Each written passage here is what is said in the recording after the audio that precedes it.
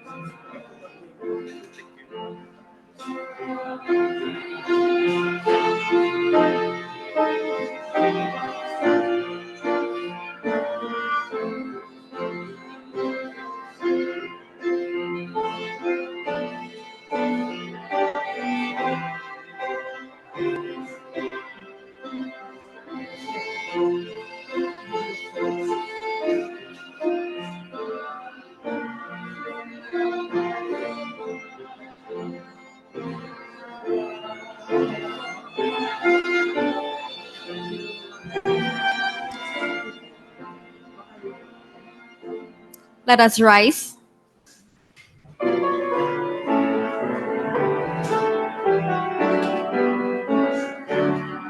Sing. Praise God from whom all blessings flow. Praise Him, all creatures here below.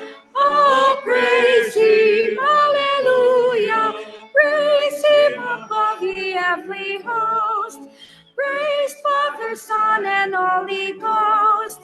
Oh, praise Him, hallelujah, hallelujah, hallelujah.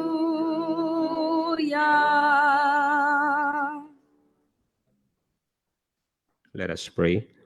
Almighty Father, as we come before you with our tithes and offerings, we are reminded of our constant need for you in our lives. You are our provider, our sustainer, and our strength.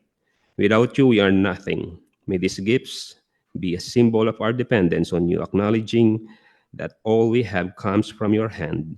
Help us to rely on you more fully in every aspect of our lives, trusting in your unfailing love and care. In Jesus' name we pray.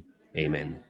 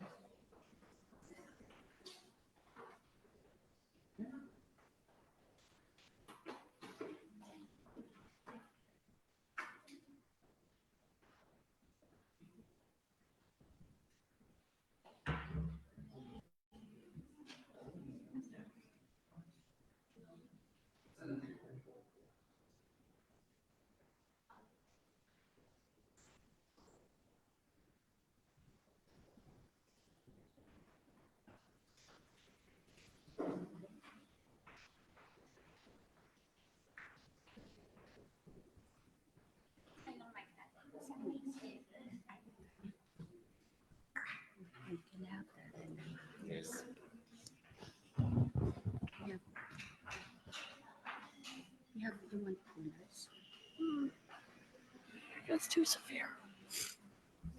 Virtually fine.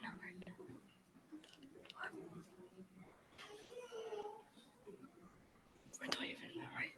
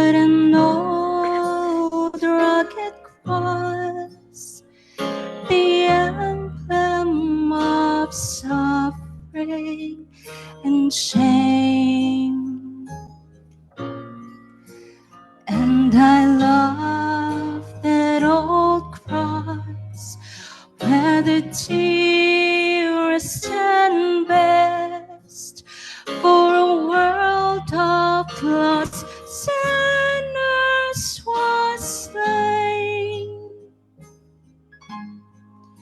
So I'll cherish the old rugged cross till my trophies at last I lay down. I will cling to the old rugged cross and exchange it someday for a crown.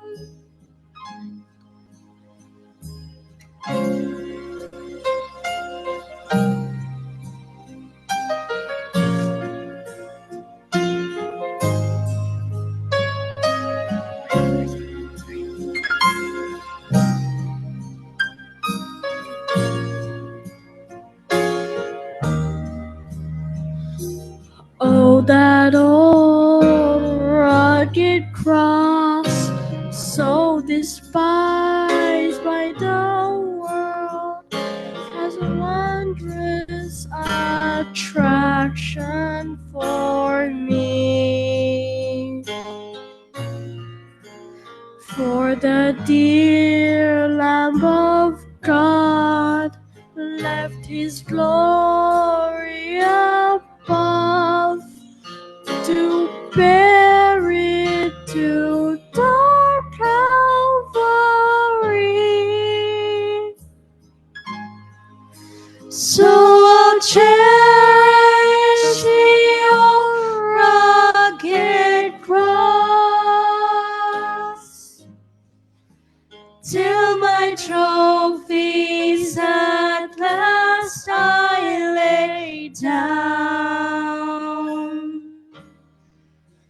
I will cling to the old rugged cross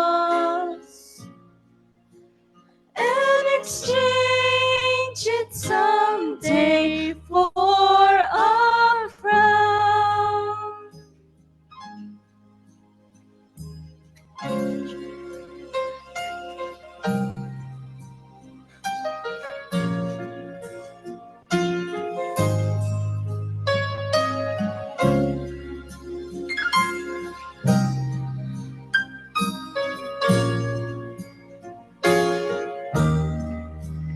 In the old rugged cross, stained with blood so divine, a wondrous beauty I see. For 'twas on that old cross Jesus suffered and died to pardon and sanctify me. So I'll cherish the old rugged cross till my trophies at last I lay down. I will cling to the old rugged cross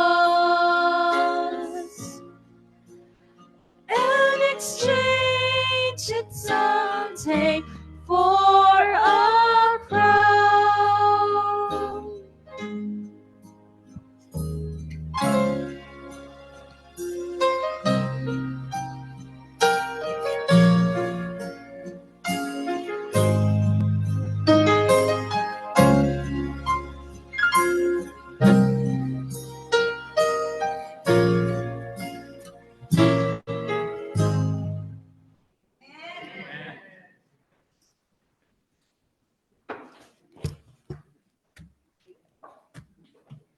Happy Sabbath po mga kapatid.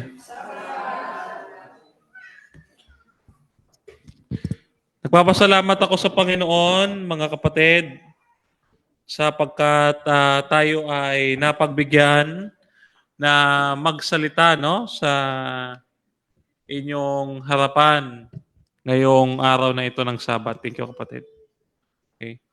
So, ngayon ay pinupuri at niluluwalhati natin ang ating Panginoon sapagkat nabigyan tayo ng pagkakataon na makapagsalita sa inyong napakagandang iglesia. Alam nyo ba kung bakit?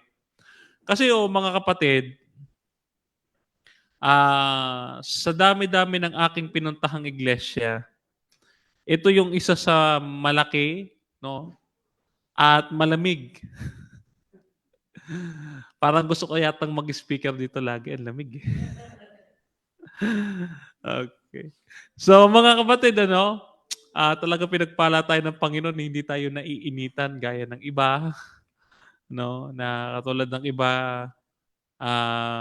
bukas sa bukas, no? At talagang wala pang kisame ang kanilang church, no? Ayan. So, tayo po ngayon mga kapatid ay ayan. Yung ating pag-aaralan ngayon ay patungkol sa isang napakahalagang paksa kasi napakarami ngayon issue sa social media, no? At ito kadalas yung kinagugulumihanan at kinatitisura ng ating mga kapatid na maraming nagkahati-hati, no? Nagkaroon ng maraming dibisyon dahil dito sa usaping ito. Ano ba yung usaping ito? Unang-una, ipinagpapalagay ng marami, no, mga kapatid, ipinagpapalagay ng marami, nung magkaroon po ng discussion si Brother Leonard at si Pastor Ryan, kung kilala niyo po dun sa pag-aralan ministry, ang inyong pong lingkod ay kasama nila Kuya Johnson, no, nagkaroon po ng discussion patungkol sa salvation. Ano ba yung posisyon ng ating iglesia patungkol sa kaligtasan? Kailangan ba ang 10 utos sundin natin upang maligtas? O kailangan sumampalataya lang tayo para maligtas? Maraming nagkaroon ng agam-agam. Ano nga ba talaga, Brother Denmar, ang posisyon ng ating iglesia? No? Ngayon, mga kapatid, bukod po dito, may naririnig pa tayo sa iba namang grupo ng mga hindi mananampalataya. No, nasa labas at loob ng iglesyang ito ang problema, no? Yung nasa labas, ano ang pagkakaintindi nila? Tayong mga miyembro ng Seventh-day Adventist Church, anya ay nasa ilalim ng kautusan. Dahil nung nasa ilalim daw ng kautusan, ay nasa ilalim din ng sumpa. So ngayon, ang tanong natin mga kapatid, ang pagsunod ba sa kautusan ay isang malaking sumpa o pagpapala? Ano po ba talaga? No? So ngayon po, bago po natin simulan, ang ating pong key text ay mula sa Romans chapter 3, verses 19 to 26. So redemption, no, is sum up mga kapatid in Christ. Kay Kristo. Kaya nga po doon sa unang Tesalonica 4, ano sabi? Yung mga nangamatay kay Kristo. Pag sinabi natin kay Kristo, sa Kanya. Sabi ni Apostol Juan, mga kapatid, tayo ay ginawa sa pamamagitan niya at tayo'y sa Kanya. Kaya naman, ang banggit ng Biblia, in Christ o sa Kanya. Kay Kristo. No? Yan. So ano nga ba mga kapatid, ang redemption? Ang redemption mga kapatid ay galing po yan sa English word na to redeem, no? Or redemption means to rebuy, muling bilhin, to regain possession or to repurchase. Naalala niyo po ba yung kantang 2 beses? Unay nilikha tayo ng Panginoon, ikalaway, tinubos niya tayo. Ito po yan eh. May nagtanong sa akin, Brother Denmar, bakit po kailangan tubusin tayo ng Diyos? Di ba pagka sinabing tinubos, di ba sinangla mo? Sa'yo na yun eh. Sa'yo yun. Sinangla mo ngayon. Ang kinakailangan, para makuha mo siya ulit, tutubusin mo. Tama? Isinangla eh. Ngayon, ang Diyos ba nagsangla ng tao? Hindi. Ayaw niya nga mapahiwalay tayo eh. Sino ang nagsangla ng ating sarili? Ibinigay natin ang ating sarili sa masama. Kaya nga ang sabi sa the Lord's Prayer, di ba? Huwag niyo kaming ihadya sa lahat ng uri ng masama. Isipin ninyo mga kapatid, ang una daw pagkakasala ng tao ay ang hindi pagsunod sa Diyos. Mali po. Bakit po mali? Unang-una, kung ating pag-aaralan ang salitang kasalanan from the word transgression, ang transgression sa Greek po niyan ay rebellion. At yung rebellion, mga kapatid, yun ay hindi pagpili. Sa madaling salita, mga kapatid, hindi pa sila kumakain nung pinagbabawal ng Panginoon nung pinili nilang sundin si Satanas kaysa sa Diyos, yun po ay kasalanan na.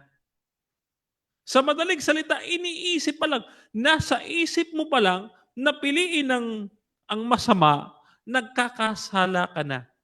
Hindi mo pa siya ginagawa, nagkakasala ka na. Yun po ang kasalanan, pagpili. No? Kaya nung pinili ng mag-asawa na sundin yung ahas sa Hardin ng Eden, mga kapatid, ito po ang unang kasalanan ng tao.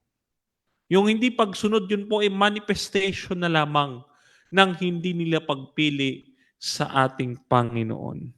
No? Ngayon, ito po, no, ang sinasabi po natin kanina, dalawang Greek word po ang pinanggalingan ng redemption. Una po ay tinatawag nating ezogorazo. Ang ezogorazo, mga kapatid, is to buy out. This word does not signify actual redemption, but the price paid. Makikita natin, no, mga kapatid, no, yung kanyang binayarang halaga. Hindi ito yung actual. Ano yung actual? When you say actual, mga kapatid, yung pagliligtas. Ligtas ka na ba? Hindi pa. Sa ating theology, mga kapatid, we have justification, sanctification, and glorification. Hindi ka pa ligtas. Saan ka palang naligtas? From the penalty of sin. At yung penalty na yon, isipin ninyo mga kapatid, how do you explain investigative judgment? In non-Adventist, how can you explain the heavenly sanctuary? Ganito po mga kapatid. No? Ang inyong pong lingkod, marami po talaga akong tanong sa sanctuary buhat nung umalis si Kuya Ronald. Kasi inatake niya yung shut door doctrine, yung scapegoat, yung sanctuary, yung vision ni Ellen White nung 1850. No, marami siyang inatake. So ang inyong pong lingkod ay na-challenge na pag-aralan ang Daniel 8 chapter 4, Daniel chapter 8 verse 14 at ang heavenly sanctuary. Ganito po yan mga kapatid. No? Ang isang tao na nagkasala sa batas, nagkasala siya, kinakailangan niya naman ng abogado. At itong abogadong ito, walang iba kundi ang ating Pangso-Kristo. Ano nga sabi ng kanta kanina? Our Master, our Defender, our Redeemer, and our Friend. Sino? Si Jesus Christ. No? Si Jesus Christ, ang ating Panginoon, siya ang ating defender. And now, mga kapatid, etong defender na ito, kung pipiliin mo siyang maging abogado at tagapagtanggol mo, mananalo ka sa kaso. However, kung hindi si Kristo ang pipiliin mong abogado, matatalo ka sa kaso. Kahit gaano pa kagaling yung abogado mo, kung hindi yan si Kristo, talo ka sa kaso. We are in the higher courts, mga kapatid. Nasa harapan tayo ng hukuman ng Diyos. Ngayon, dahil nakulong ka, you are under the law of sin. Romans chapter 7, verse 23. You are under the law of sin. So ikaw ay nagkasala, pagbayaran mo ngayon. Ito nga po yung ating pinag-uusapan. Ang ating Panginoon Kristo ang nagbayad ng ating kasalanan, hindi tayo. Kaya salamat sa ating Panginoon sapagkat hindi natin kailangang mamatay at pagbayaran yung ating kasalanan. Siya ang namatay in our substitute, mga kapatid, sa ating kasalanan. Ganun po kabuti ang Panginoon, mga kapatid.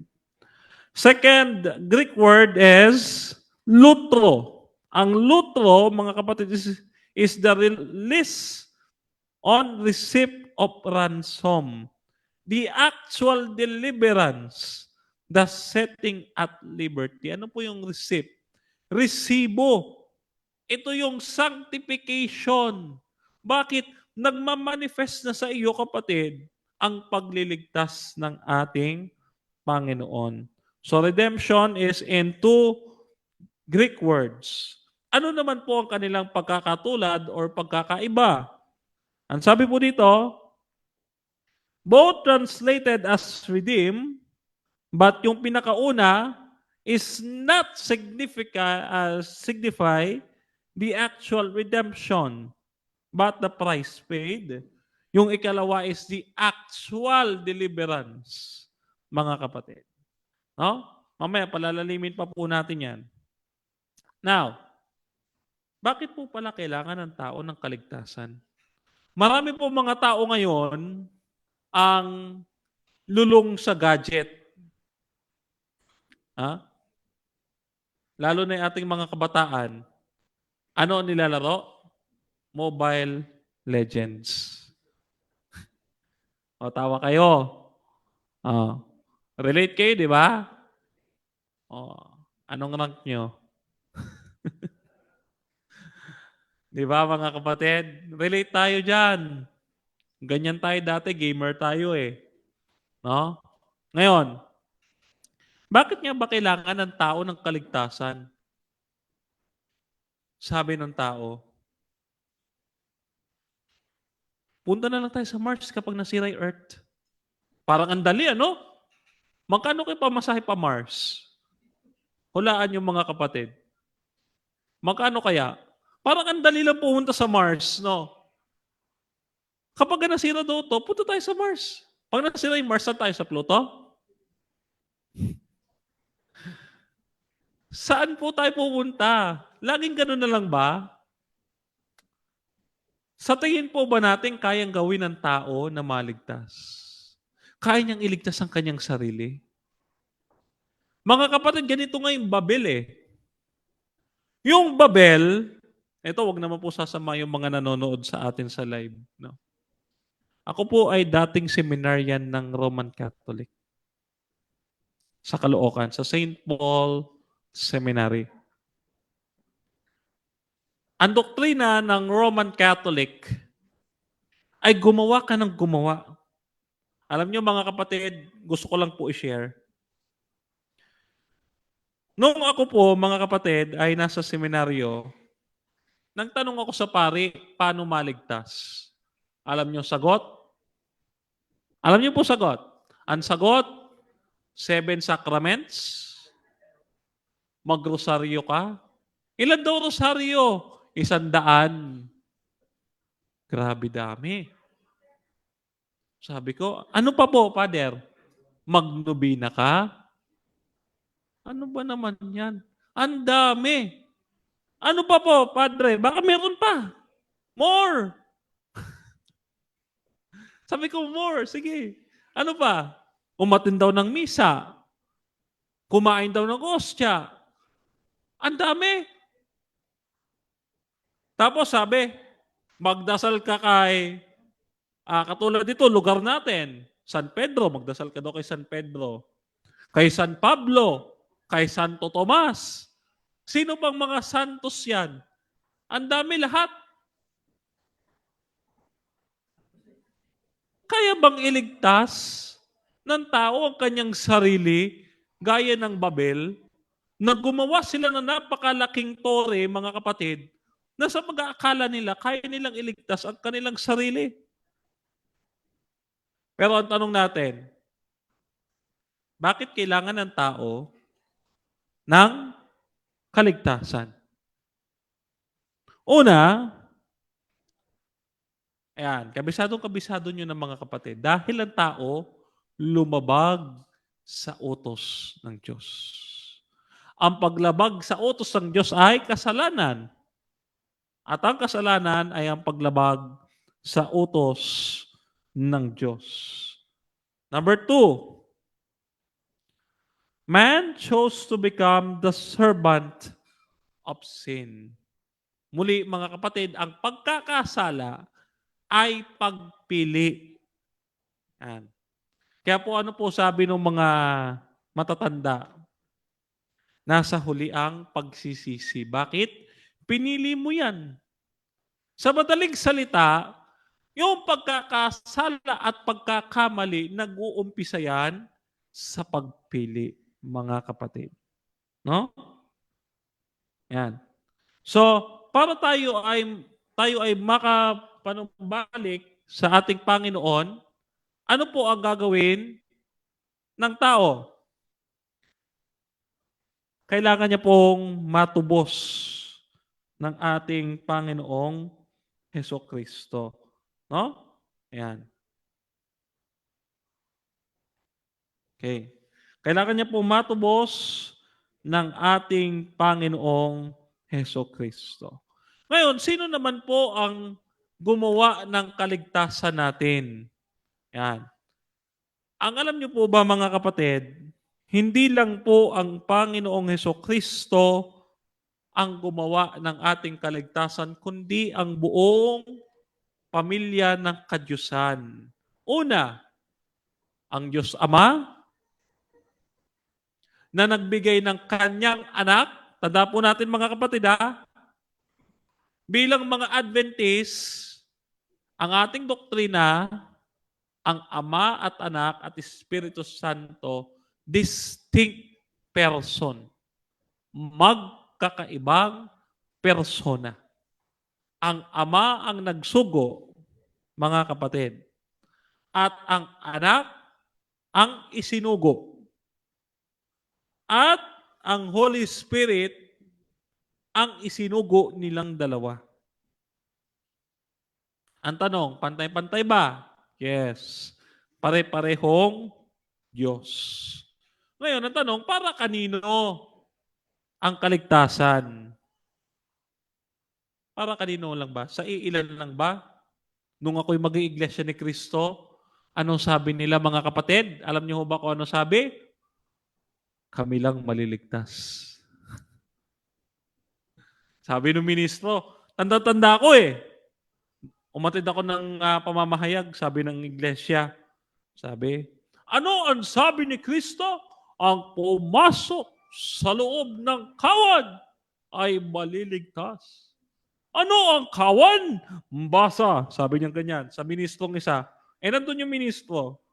Sabi ng ministro, basa, Gawa 20:28, sabi ka, o ganyan. Ngayon binasa, mga kapatid, sabi, na tinubos niya ng kanyang dugo ang ano? Iglesia ni Kristo. Di na din eh. Sabi, mga kapatid, ang tinubos lang ni Kristo, Iglesia ni Kristo.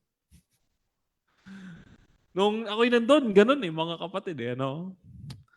Ngayon, ang tanong natin, para lang ba sa iilan ang kaligtasan? Para lang doon sa mga once saved, always saved na predestined na.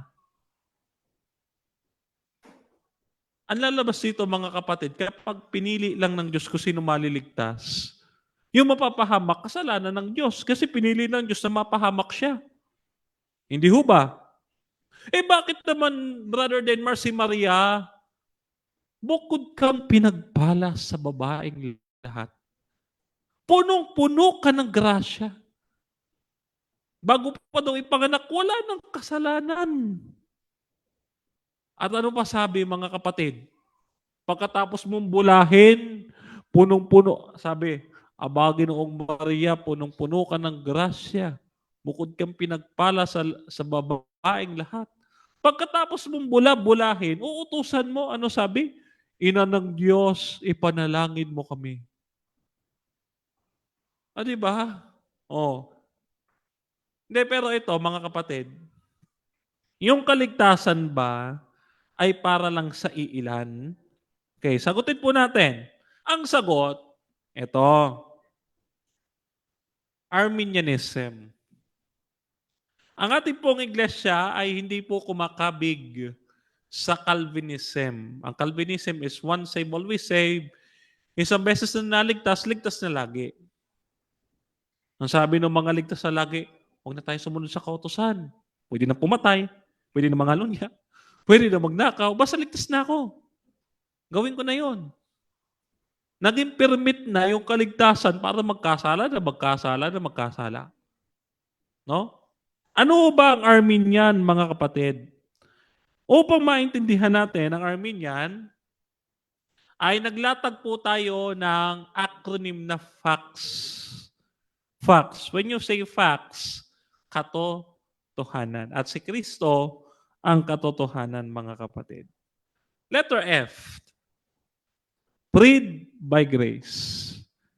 Tayo ay pinalaya sa pamamagitan ng biyaya ng Diyos. Hindi ba? We are saved by grace through faith and not of your works. Sa biyaya ng Diyos. Pag binasa nyo po yung Romans chapter 2 verse 4, mga kapatid, ang Diyos ang nagtutulak sa tao na magsisi. Kaya po sa ating fundamental beliefs, ang pagsisisi hindi mula sa tao, kundi mula sa Diyos. Ang human response ng tao sa kaligtasan ay galing din sa Diyos. Ano lang ang bahagi ng tao? Ang kanyang pagpili. No? Yun lamang, yung kanyang free will. Atonement for all. Lahat, kahit na yung hindi sumasampalataya. Ang tanong ko, Brother Denmar, paano yung atheist? Hindi naman naniniwala sa Diyos. Maliligtas ba? Yes. Kung. Bakit may kung? Bakit may kung? Conditional election. Kung tatanggapin mo ang pantubos na dugo ni Kristo. Muli po mga kapatid, ang ating kaligtasan ay nakasalalay sa pagpili. No? Dahil ang tao, kahit sumunod sa kautusan, hindi niya kaya mapabanal ang kanyang sarili, maliban lang kung pipiliin niya si Kristo na siya magpapabanal sa kanya. Letter T is total depravity. Ano po yung total depravity? Wala pong kakayahan ang tao. Wala po siyang kapangyarihan sa kanyang sarili na magpakabanal, liban lamang sa pamamagitan ng biyaya at kapangyarihan ng Diyos. And letter S, security in Christ. Nang ibig sabihin, mga kapatid, tayo ay nakatitiyak ng ating kaligtasan dahil kay Kristo. Now, mga kapatid, tanong, Ito tanong natin. Ang tanong dito, ang tao ba maliligtas ng kautusan? Hindi po. Bakit? Nagtanong yung isang lalaking mayaman, Panginoon, papaano ako magkakaroon ng buhay na walang hanggan? Ang sabi ng Panginoon, bakit mo ako tinatanong ng mabuti? Isa lang ang mabuti, ang Diyos. Ano ba yung dapat kong gawin ng buhay na walang hanggan? Eh, hindi nga sinasagot ni Kristo. Sabi niya, kung gusto mo pumasok sa buhay, sundin mo ang utos. Ano ang utos? Huwag kang papatay, huwag kang mangangalunya, huwag kang magnakaw, huwag kang mag-iimbot. Lahat binanggit. Lahat. 10 utos binanggit. Sabi ng lalaking mayaman, nagawa ko na yan eh. Meron pa ba? Sabi ni Kristo, ipagbili mo ang iyong ari-arian at ipamigay sa mga mahihirap. Alam niyo ang nangyari? Tumanggi siyang sumunod. Lahat naman po tayo sumusunod sa utos. Pero hindi po lahat maliligtas. Yun po ang totoo doon. Maliban lamang, mga kapatid, kung ang ating ginagawa ay may pag-ibig. Sapagkat mga kapatid, makikita natin, ano ba ang kulang doon sa mayaman? Ginawa niya na lahat eh. Ano po ba ang kailangan? Yung pag-ibig. Yung iba po kasi, nasunod sa utos, pero obligasyon. Eh, Sabado eh. Punta tayo sa church, nagiging obligasyon. Hindi ho ba? No? Yan po ititawag natin mga status quo Christian. Ano yung status quo Christian? Malahininga. Yung malamig at yung mainit. Mga kapatid, wag po natin pagkamali. Ang Laodicea ay hindi po minsan lulubog at minsan aktibo. Hindi po ganon. Ang Laodicea, sabay. Aktibo siya, pero hindi. Ang gulo, di ba? Parang ganito. Banal siya ngayong Sabado, sa ibang araw hindi na. Galing, di ba? Ganyan po yung status quo Christian. Tanong, maliligtas po ba? Eh, nasunod naman sa utos, nangingili naman ng Sabado, Brother Denmark. Hindi nga lang banal sa ibang araw. Maliligtas po ba? Oh, eto. Meron pala akong tanong, nakalimutan ko. Pinag-uusapan po natin ang kaligtasan. Okay. Tanong ko po sa inyo, sino po ang gustong pumunta sa langit? Taas ang kamay. Sino po ang gusto pumunta sa langit? Ang hindi magtaas, bababa sa first floor. Hindi, joke lang. Ngayon, gusto niyo po mapunta sa langit? Ang susunod ko pong tanong, sino pong gustong mauna? O wala na nagtaas. Wala. Mukhang hindi pa tayo ready ah. Oh, 'di ba? Oh. Walang gusto mauna. Eh gusto nyo eh. Walang gusto mauna. So, did Jesus provide atonement for a few? Sabi niya mga kapatid, whosoever, sino man. Hindi niya sinabing lahat. Ang sabi niya, sino man. Pagka sinabing sino man, mga kapatid, yes, lahat. Pero, yung tatanggap lang. Kaya nga every eh. Whosoever. Yan po ang banggit ng Biblia. Whosoever believe in Him. Mga kapatid. Yan po ang banggit ng Biblia. Whosoever, sino man. Ano po ang kaduktong ng sino man na yan? Ang kaduktong po niyan, mga kapatid, in Christ. Whosoever is in Christ. Kung sino ang na kay Kristo. Ito po mga kapatid may tao po na magtatanong, Brother Denmar, bakit ka lumapit kay Kristo para maligtas? Siyempre, ang sagot po ng marami, lalapit ako kay Kristo para maligtas. Tama? Ganun po ang sagot natin, di ba? Mali po. Lalapit ka lang dahil may kailangan ka? Kaya nga sabi ko, mga kapatid, ang kaligtasan ay bunga ng pag-ibig natin sa Diyos. Kita po ninyo mga kapatid,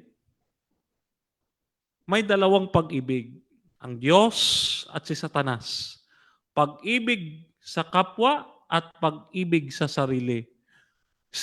Ngayon, ang sino mang magsasabi na lalapit lang siya dahil kay Kristo dahil gusto niya lang maligtas, makasarili yan. Pero kung ikaw ay lalapit kay Kristo dahil iniibig mo siya, yan ang sagot, mga kapatid. Hindi naman po mali ang maligtas. Ang mali, lalapit lang tayo dahil may kailangan tayo. Iba po yung nakita mo yung isang babae, wow, ang ganda niya, gusto ko siya. Pero iba, yung mahal mo talaga. Ano po pagkakaiba ng gusto't mahal? Yung mahal mo, gagawin mo lahat ng bagay,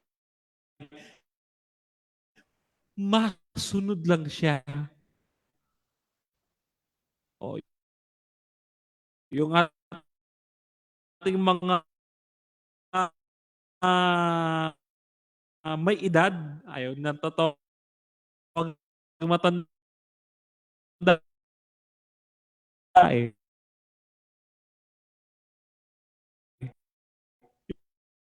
Yung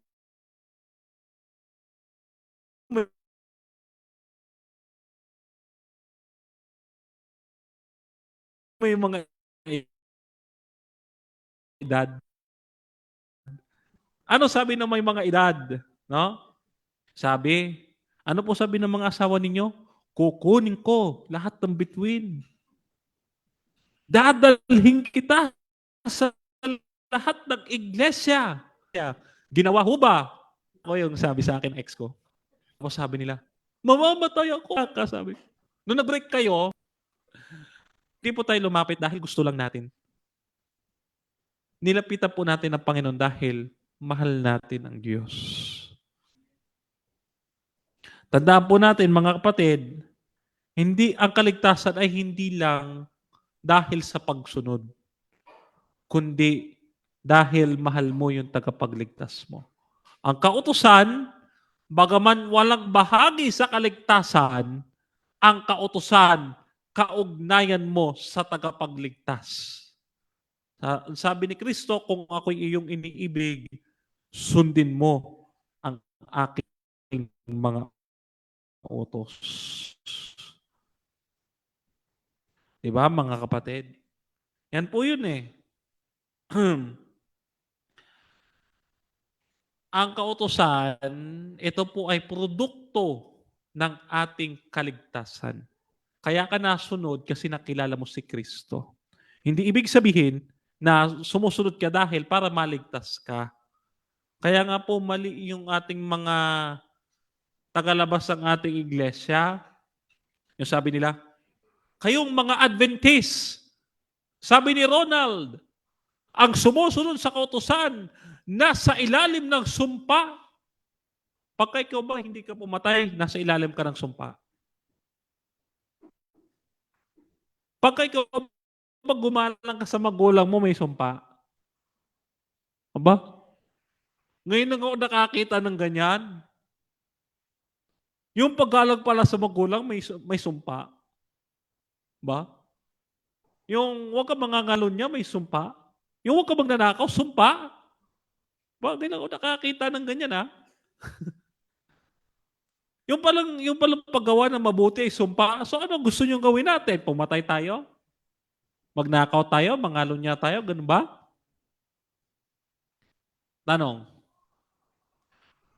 kailan ba tayo iniligtas? Balik na naman tayo doon sa una. Kailan po tayo iniligtas, mga kapatid?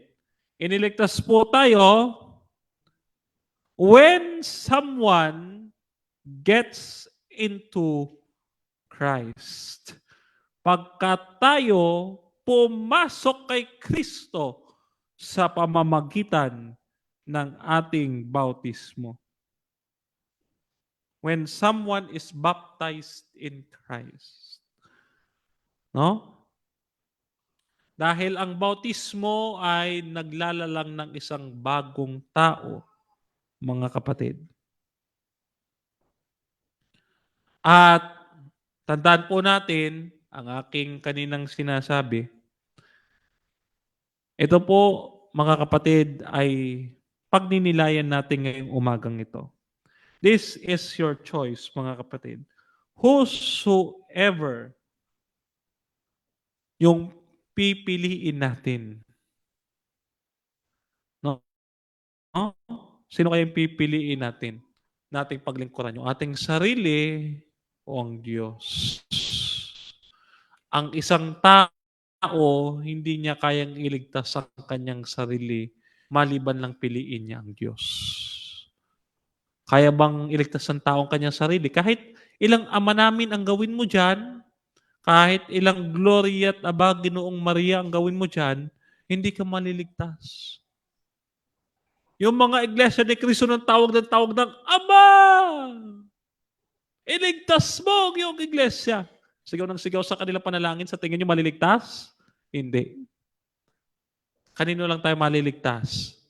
Walang ibang pangalan sa silong ng langit na ibinigay ng Diyos sa kaligtasan sa pangalan ng ating Panginoong Hesukristo lamang. Kaya kung nais nating maligtas, piliin natin si Kristo. Piliin natin paglingkuran ng Panginoon. Huwag yung ating sarili. Kaya nga, mga kapatid, this is your choice. This is our choice, mga kapatid. No? So if I don't share the home of the redeemed, it won't be because God didn't include me in His promise, but because I didn't obey Him. Hindi ko sisisihin ng Diyos kung mapahamak ako. Napahamak ako dahil hindi ko siya piniling sundin. Kaya yung ating mga problema, mga kabagabagan sa buhay, pagnilayan natin. Bakit nangyayari ito? Huwag nating sisihin ng Panginoon, Lord, bakit naghihirap ako? Bakit may problema ako? Naglilingkod naman ako eh. Suriin natin ang ating sarili. Baka hindi tayo nakasusunod sa Panginoon. Kaya tayo nagkakaroon ng problema. Kaya huwag tayong aasa, didepende sa ating mga sarili, mga kapatid, sapagkat iisa lang ang tagapagligtas. Huwag kayong maniniwala sa sinasabi ng Papa sa Roma na ang lahat ng relihiyon ay daan sa kaligtasan. Isa lang ang daan sa kaligtasan, si Kristo. Hindi si Maria at hindi lahat ng santos. Isa lang, si Kristo. Si Kristo ang daan patungo sa Ama at lalong hindi si Kibuloy. Kay Kristo lang, mga kapatid, ang daan. No? Yan. Doon tayo sa tamang daan, wag sa dating daan. Okay, dito tayo sa tamang daan. So muli mga kapatid, sa ating pagwawakas ng ating pumilya ngayong umagang ito, hilingin natin sa ating Panginoon na biyayaan niya tayo ng habag, ng karunungan at ng tulong na piliin siya araw-araw. Di ba gano'n naman pag minamahal natin, araw-araw kitang pipiliin kahit sino ka pa. Ang sweet naman, kala mo naman totoo. Bola lang yan. Ako nga 26 na oh. 3 pa lang girlfriend ko. Sabi sa akin ng nanay ko, mag-asawa ka na. Sabi ko, isa lang ang hinahanap ko. Isa lang, sabi ko. Yung mas mamahalin niya ang Diyos, pero mahal niya rin ako. Pero mas mataas ang Diyos kaya sa akin. Kaso, karamihan ng babae kapag napamahal na sa'yo,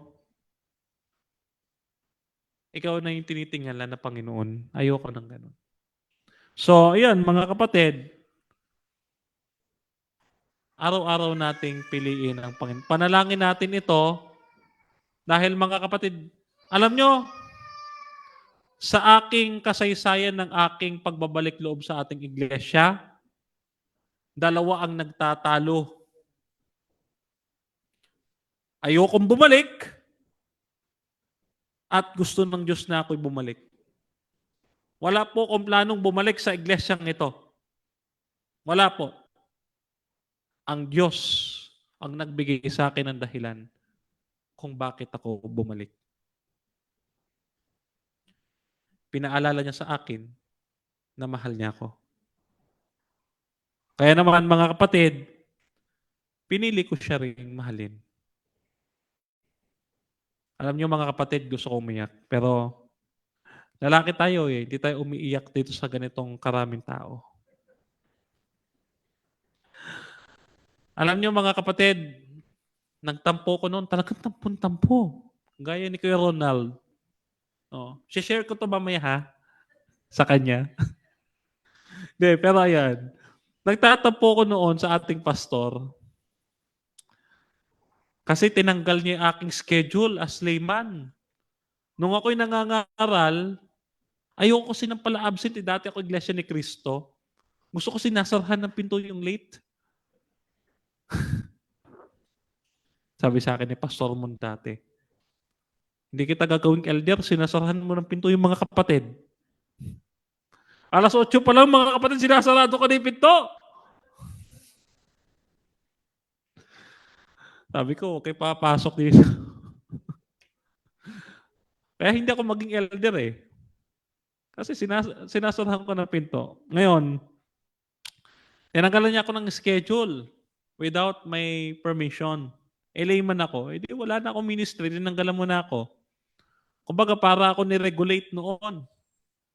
So, that time, kinalaban ko yung pastor. Alam naman natin ng mga pastor natin, kumpara sa layman, wala namang alam talaga sa apologetics. Wala silang alam sa ating masyadong doktrina. Hindi sila sa doktrinal eh. Hindi sila masyadong nilublob sa doktrinal. Anong nangyari mga kapatid? Tinanong ko siya ngayon. Masama pala talagang susubukin ng pastor. Kinalaban ko yung ating pastor. Natingin ko sa sarili ko napakataas noon. So, sa gayong sitwasyon, mga kapatid, katulad ni Nabucodonosor, akala niya siya talaga pinakamataas na hari noon. Bigla siyang bumagsak. Doon niya kinilala ang Panginoon. Nung ako, mga kapatid, lumabas. Kasi nauna po si Ronald lumabas sa akin. Magkakasama kami noon ni Kuya Jerry, ni Professor Benny, doon sa kapitulo. Diba? Alam niyo naman po yun. Magkakasama sila noon. Nila Kuya Ray Bida. Ngayon, si Brother Jerry, Mentor ko ho yan. Isa yan sa mga nagturo sa akin kung paano sumagot sa tanong, paano mag-iisip ng mabilis sa sagot. Yan, nagtuturo po yan sa akin. Ngayon po, mga kapatid, nauna pong lumabas sa akin si Kuya Ronald. Ang galing ng taong to, hangang-hanga ako sa taong to. Bakit? Sa tulong ng Panginoon, tinalo niya yung kaharap na Iglesia ni Cristo, si Joe Ventilacion, o si Ramil Parbata yun, dun sa Mindoro. Di ba? Ang mga paharito, mga kapatid, ay kamag-anak namin.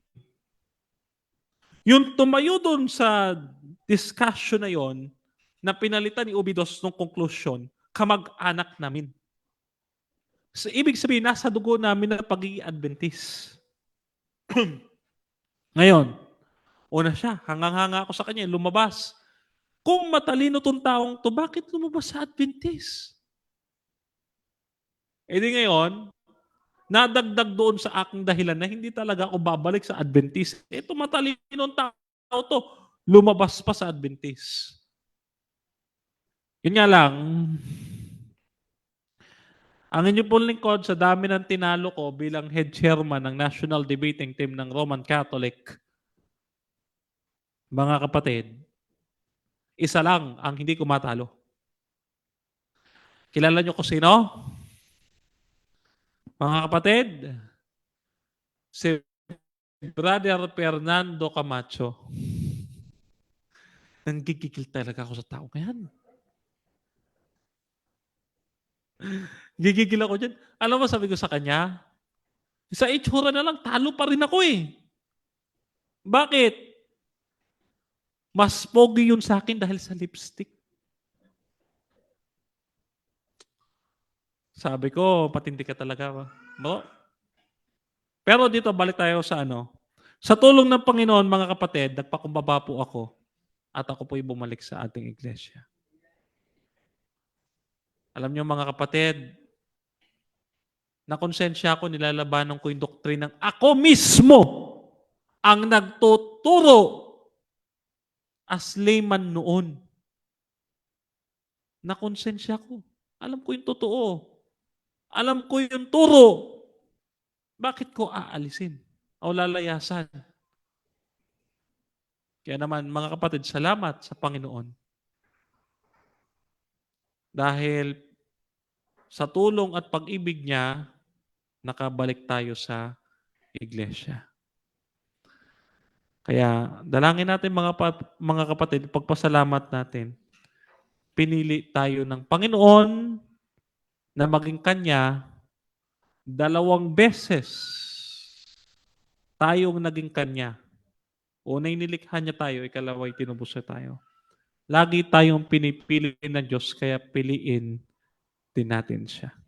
At bilang panghuli, mga kapatid, kung hindi naman po sobra, ay ako'y ipagmamanhik ko at ipaglalambing ko na rin ang ministry ng inyong lingkod, mga kapatid. Panalangin niyo po, mga kapatid, ang ating pagliliman sa Paete, Laguna. Pagawaan nito ng mga rebulto.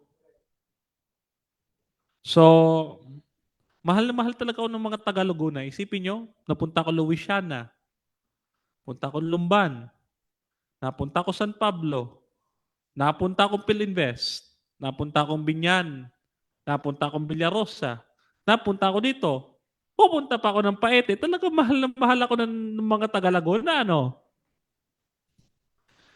Anyway, mga kapatid, kayo po ipagpalain ng Panginoon.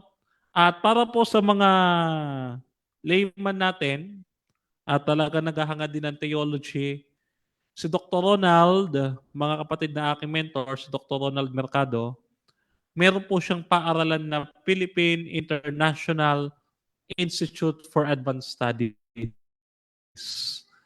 Tayo po ay nagtapos diyan ng Bachelor of Theology, major in apologetics. Yan. Ayan po ang ating tinapos diyan. At meron po tayong paper ngayon na ginagawa. Actually, may libro po tayong ginagawa ngayon at sinusulat bilang bahagi ng ating pag-aaral. So panalangin niyo po yan yung ministry ng inyong lingkod na nawa ay napabalik niya ako sa iglesia. Naway gamitin niya ang inyong lingkod na mag-instrumento makapagpabalik ng maraming kaluluwa naman sa kanyang paanan. Muli po mga kapatid, happy Sabbath sa ating lahat and God bless sa ating buong maghapon na pagsamba sa ating Panginoon.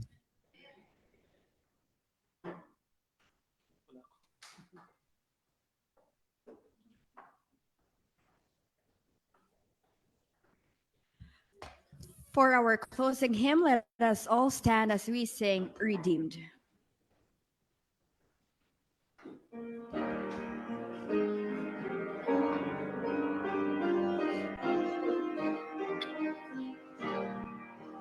Sing.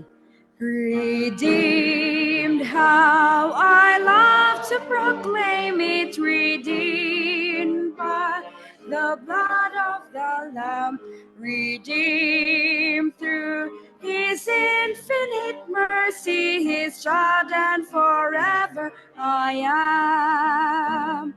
Redeemed, redeemed, redeemed by the blood of the Lamb, redeemed, how I love to proclaim it, His child, and forever I am. I think of my blessed Redeemer, I think of Him all the day long. I sing, for I cannot be silent, His love is the theme of my song. Redeemed, redeemed, redeemed by the blood of the Lamb, redeemed, how I love to proclaim it, His child, and forever I am. I think which I shall see in beauty the King in whose law I delight, who lovingly guardeth my footsteps and giveth me songs in the night. Redeem, redeem, redeemed by the blood of the Lamb, redeemed, how I love to proclaim it, His child, and forever I am. Tayo po ay manalangin. Panginoong Diyos na makapangyarihan sa lahat, na may-ari ng aming mga buhay. Panginoon, maraming salamat po sa pagkakataong ibinigay niyo po sa amin upang ikaisambahin, Panginoon, ang lahat ng kapurihan, luwalhati at karangalan ay maibalik at maitaas sa iyong pangalan, Panginoon.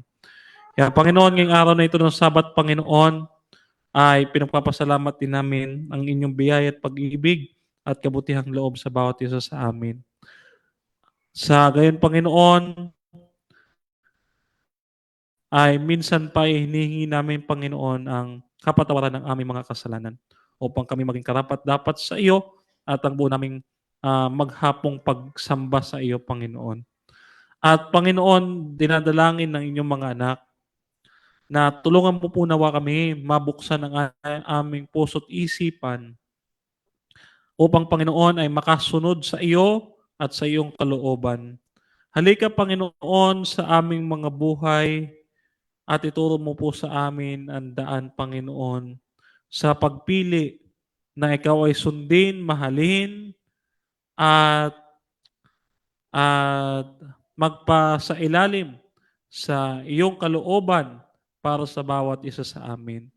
Kaya, Panginoon, kami po ay humihingi sa inyo ng kalakasan at kakayahan at karunungan na nagmumula sa langit upang matutuhan din namin, Panginoon, ang pamumuhay na kaaya-aya sa aming Ama na nasa langit upang siya nawa, Panginoon, ay may apply namin ang lahat ng aming natutuhan at aming napakinggan din, Panginoon, sa umagang ito. At Panginoon, dinadalangin po namin ang mga kahilingan ng iyong mga lingkod na hindi po mababanggit sa panalangin ito. Kayo po ay nakakatarok ng bawat puso't isipan at ng mga lihim. At gayon din, Panginoon, ang mga bagay na hindi pa po namin naiisip, subalit nakaplano na po para sa amin. Kayo po ang nakakaalam ng lahat ng mga ito. Kaya naman, Panginoon, kung ito po ay ayon sa inyong kalooban, ito po nawa ang mangyari at hindi po ang sa amin. Nawa, Panginoon, pagpalain mo po kami at basbasan, Panginoon, at gayon din, Panginoon, ay biyaan ng masagana ninyong pag-ibig at kaawaan sa bawat isa upang sa Panginoon, sa iyong muling pagparito ay walang mawawaglit at mawawala, Panginoon, at walang maiiwan kundi makakasama lahat sa iyong muling pagparito. Ito po ang aming dalangin, Panginoon, sa matamis sa pangalan ng aming Panginoong Jesucristo, tagapagligtas. Amen.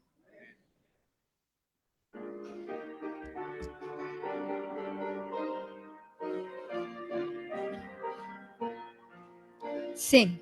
Signs of the end are fast fulfilling. Soon Jesus will return.